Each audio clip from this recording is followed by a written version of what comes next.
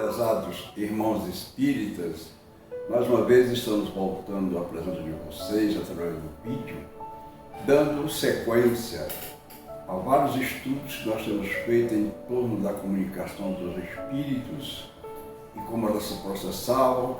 Inclusive chegamos até montar no nosso vídeo passado como devia funcionar um grupo de comunicação de espírito. Hoje nós vamos falar sobre aqueles que vão e são os trabalhadores na área da mediunidade, ou seja, os médiuns.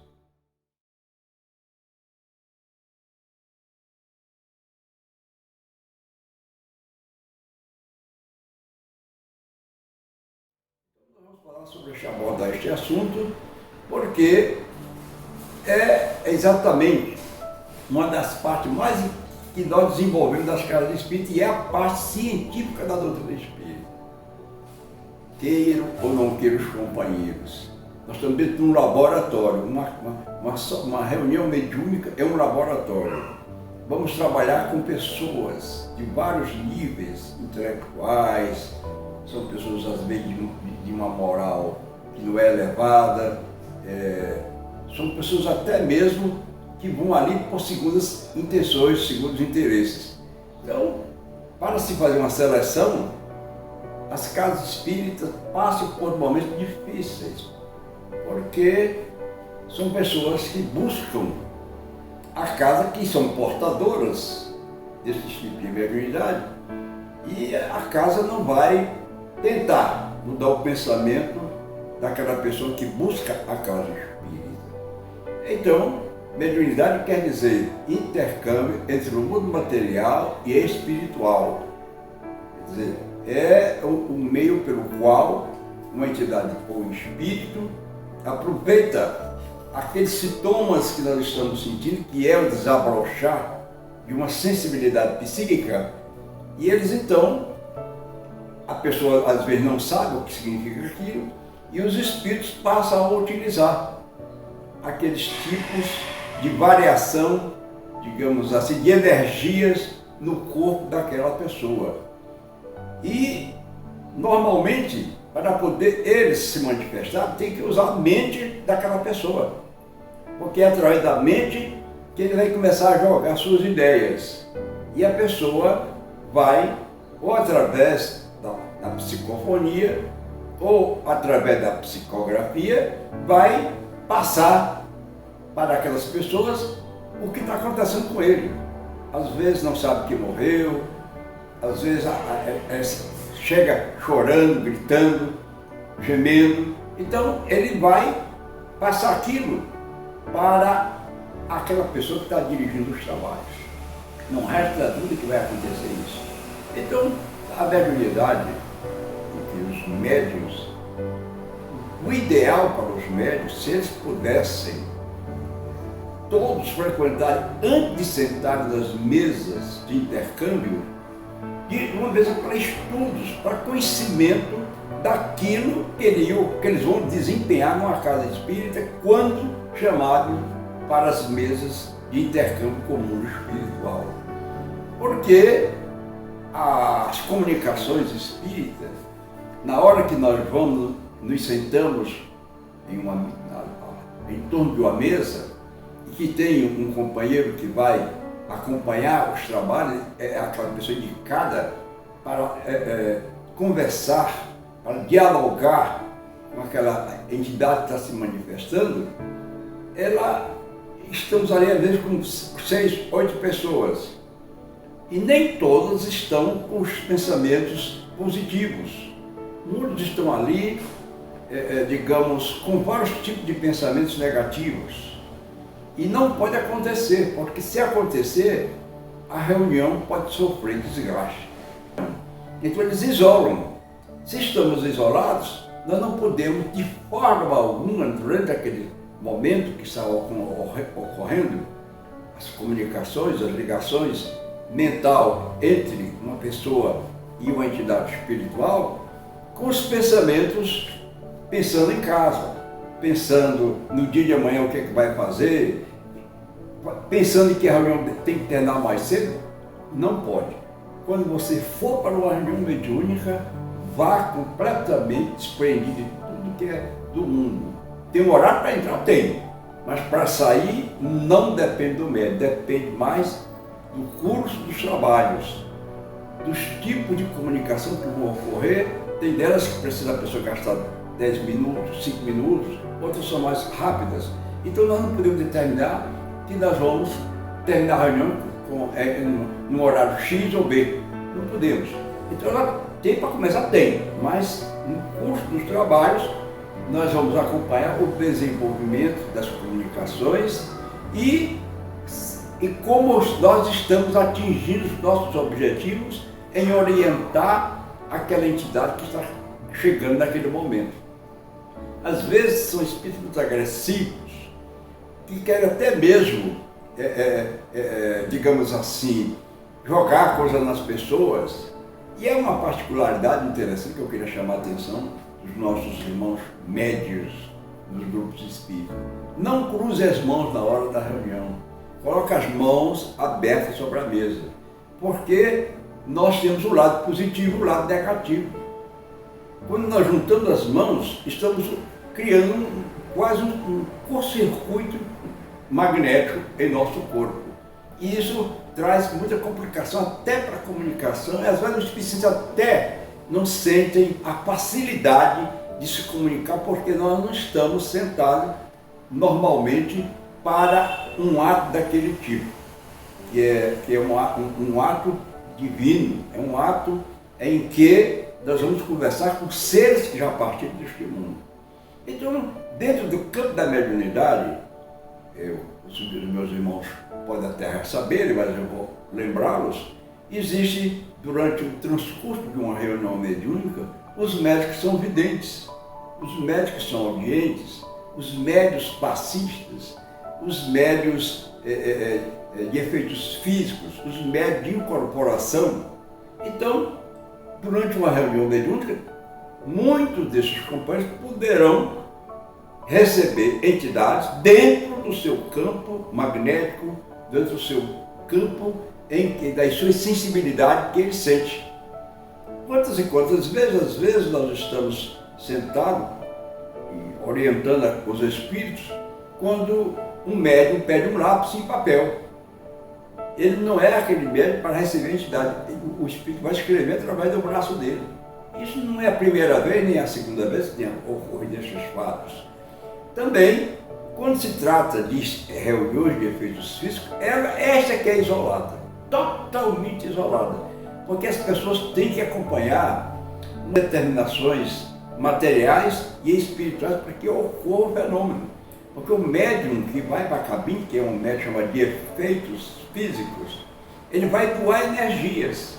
E essas energias, que chama-se ectoplasma, ela é tirada de uma substância que sai da narina, sai dos ouvidos, sai da boca, e aquilo ali eles manipulam e formam um corpo para revestir o perispírito deles e se apresentar diante das pessoas. Já nas curas espirituais, fatos estes que ocorrem normalmente nas casas espíritas, é uma mediunidade em que os espíritos que se comunicam normalmente foram em vidas passadas médicos, foram homens que trabalhavam na medicina da terra e chegam do outro lado, resolvem colaborar através de sensitivos, fazendo determinados tipos de tratamento. Às vezes passam até alguma medicação e os fatos comprovam que eles têm obtido muitos resultados. É uma mediunidade que normalmente também, como uma mediunidade de efeitos físicos, ela não pode funcionar no meio de uma mesa de desobsessão.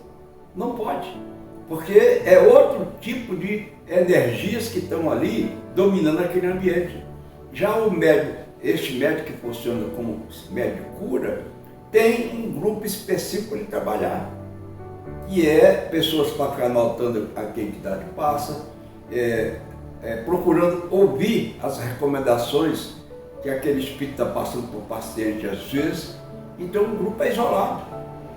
E às vezes eles passam até, como eu disse para vocês, remédio e a pessoa tem que anotar. Então é mais um tipo de reunião diferente. Tanto que nós, às vezes, as reuniões mediúnicas, nós tiramos os médicos psicólogos, botamos uma mesinha de lado, e ele fica ali, com papel, lápis.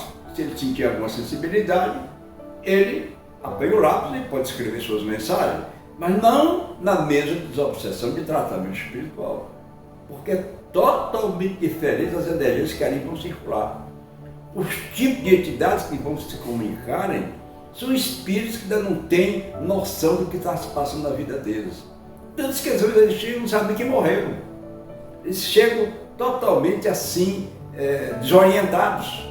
É necessário que a gente vá aos poucos, com didáticas, orientando para que ele possa sentir que tem um corpo, não é igual ao nosso, físico, mas um corpo diferente.